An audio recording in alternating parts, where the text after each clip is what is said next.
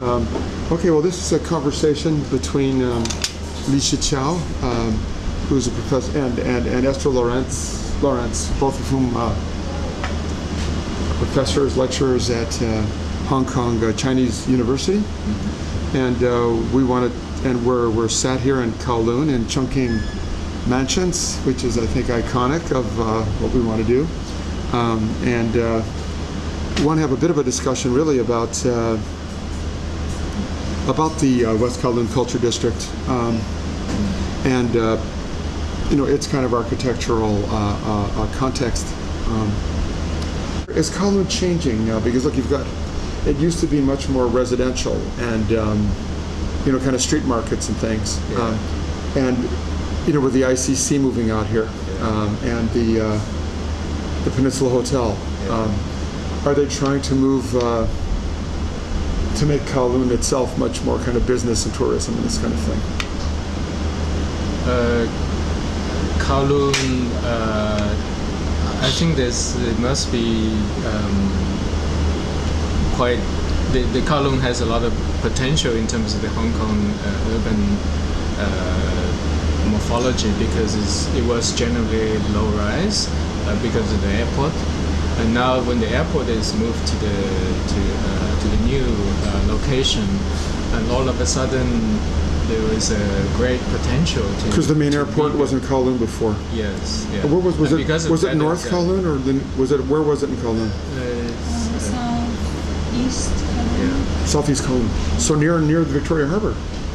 Yeah, it is. The airport was really close in. Yeah, it must have been very weird. Yeah, must be great. It was quite a weird experience, because the airplane has always to make a very, very sharp turn before you land. So you go in from the south of Hong Kong Island and then cross the harbour, and then there's a huge kind of turn. It is kind of scary, you know. But then you fly over the Kowloon city and, you know, low rise, and then you have this iconic image of Hong Kong apartments with a huge airplane, you know, placed in the sky. It's behind, you know, Hong Kong government, you know, and the enormous outlay that this is. I have to say that when the whole thing started, I was living and teaching in Singapore, so I didn't really have good knowledge about how it started. But it has to do perhaps with the inadequacies of the cultural facilities in Hong Kong. And there isn't a place where you can stage a grand opera, for example.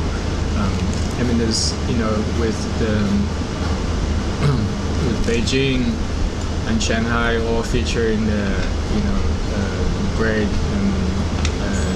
kind of shiny opera houses and theaters. I probably felt the cultural center just, you know, couldn't really compare with the ones in Shanghai and Beijing, and then this is really maybe one of the motivations to upgrade culturally Hong Kong's facilities. Does Hong Kong government see itself as competing with Shanghai and Beijing? Or also with Tokyo and Seoul and other, you know? Sure. I mean, their strategic thinking has to be made in relation to the cities around it, and it's quite important for the survival of Hong Kong. It's not just you know, defining a character, but long-term survival. And I think the central government in China would also like to have would like Hong Kong to have a strategic thinking in terms of how it can compete with Shanghai and Beijing and all the other cities in Asia. I mean, the central government is so far away from here, and from... Yes, so close. Absolutely. I mean, the most fundamental question, and what is culture in Hong Kong? Hong Kong is very different from Shanghai, and it's very different, very, very different from Beijing. Beijing, yeah. So in a way, if you look at how the Renaissance began, I would say like Venice was really different from Florence. You know, it was brighter, it was good. You know, it was full of glitter and Full of what, sir? Litter. You know, glitter. You know, full of shiny things and florid things. And, it was really.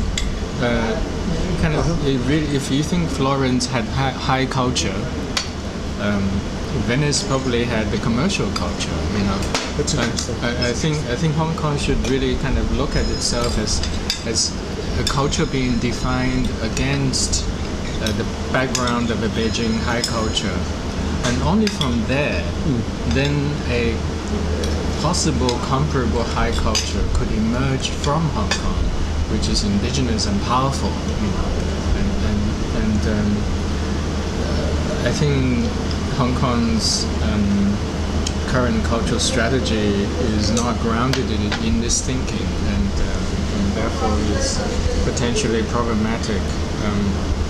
There's not enough thought in strategic planning that have gone into the cultural development plans. What kind of people? To me, it's a bit of a dead end, and it's really quite difficult to just build that enormous infrastructure with no content. I mean, even Beijing couldn't fill its national theater with content. It's, you know, I mean, the nightmare scenario of this whole thing is that it's going to look like a second-rate shopping mall.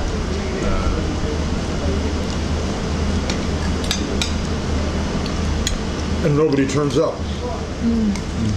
Well, because shops are not good enough because they're second-rate. If people want to shop and they go to a proper shopping mall, and not West Kowloon Cultural District. Yeah, I mean, it's quite a dilemma. I totally understand. it is a dilemma. You know, you put a Rem Koolhaas building down there, like a Frank Gehry building, it attracts people. But then you're moving towards a solution that's very much an architectural one and not an urbanist one. Sure. And in a sense, what you don't want to do is make the thing work off of an iconic building. But that's a catch-22. You know, how are you gonna? Yeah. I think West Kowloon also has, with the new station, it's going to be different. Well, yeah, it will. Right now it's kind of cut off from the rest of Kowloon, like infrastructure, kind of reachable. So this is going to be developed